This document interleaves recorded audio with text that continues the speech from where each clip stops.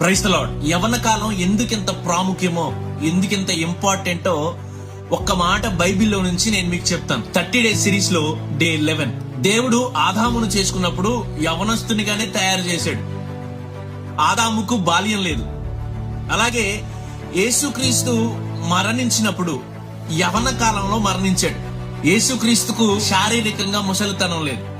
ఆదాము చేయబడింది యవన వయసులో, యేసుక్రీస్తు మరణించింది యవన వయసులో. ఇక్కడ యవన వయసు అనేది హైలైట్ అవుతుంది. యవన వయసు ఉండగానే మనం ఏదైనా చేయగలం. మన చేతిలోనే సమస్తం ఉంది. యవన వయసులోనే ఆదాము పాపం చేశాడు. అదే యవన వయసులో యేసుక్రీస్తు ప్రభుల వారు పాపాన్ని జయించాడు.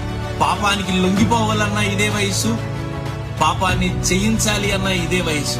ఈ వయసు పోతే మరలా రాదు. ఈ వయసులో ఉండగానే యవన కాలంలో ఆయన కాడి మోయుట మేలు, నరునికి మేలు అని దేవుని వాక్యం సెలవిస్తుంది.